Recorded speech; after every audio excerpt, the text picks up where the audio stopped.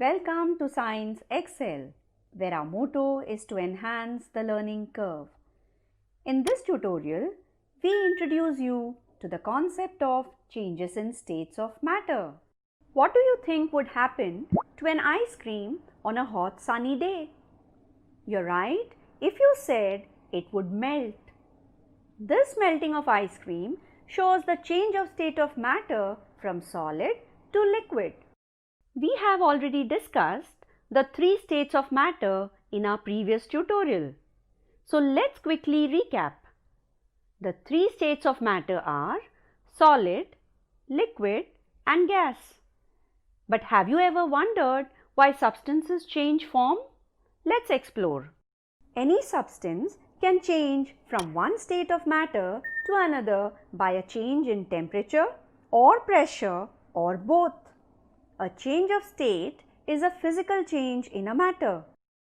They are reversible changes and do not involve any changes in the chemical makeup of the matter. Now let us understand how a change in the state of matter occurs. Let us take the example of an ice cube, which is in a solid state. When this ice is heated, its constituent particles gain kinetic energy and start vibrating more vigorously. Eventually, a stage is reached at which the particles gain enough energy to overcome the forces of attraction between them, and they start moving away from each other, increasing the intermolecular spaces, thus changing into water, which is its liquid state.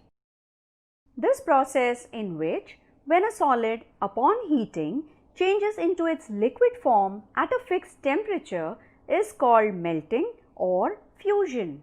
On further heating of this water, more kinetic energy is acquired by the particles, due to which they vibrate more vigorously. The forces of attraction become almost negligible, increasing the intermolecular spaces, and these particles move farther away from each other. Ultimately, the water, which is the liquid state of matter, changes into water vapor, its gaseous state. This process, in which liquid changes into its gas at a fixed temperature, is called vaporization. Vaporization can be of two types: evaporation and boiling.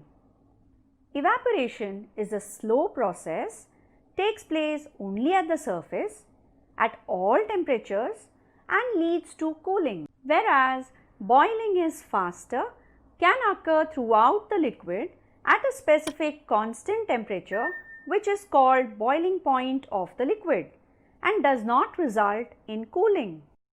Now what do you think will happen if we cool this water vapor, which is in a gaseous state?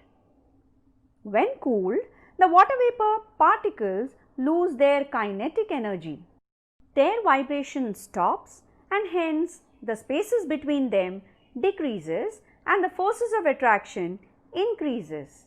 Eventually, the water vapor changes into water, that is its liquid state. This process, in which the vapor condenses into liquid at a fixed temperature, is called condensation. On further cooling of water, the particles totally lose their kinetic energy and hence their vibration stops.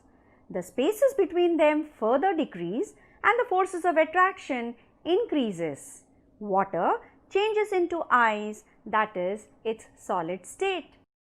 The process by which water changes into ice, that is its solid state, is called freezing. A few solids such as iodine do not melt when they are heated. Instead, they turn directly into gas, that is, iodine will change from a solid directly to its vapor state without passing through a liquid phase. This change of state is called sublimation. On cooling, these vapors change directly into solid without first changing into liquid. This process is called deposition. Camphor, naphthalene, ammonium chloride, dry ice, etc. are some of the examples which show this process. Let us quickly recap what we have learned. When a solid is heated, it changes into liquid. This process is called melting or fusion. When a liquid is heated, it changes into gas. This process is called vaporization. Now the reverse happens if we cool matter. When we cool a gas, it changes into liquid. This process is called condensation. If we freeze liquid, it changes into solid. This process is called freezing. In some cases, on heating a solid, it directly changes into gaseous state without passing through the liquid state. This is called sublimation. In the reverse process, the gas on being cooled directly changes into solid. This is called deposition. All these changes of state of a substance occurs at a fixed temperature.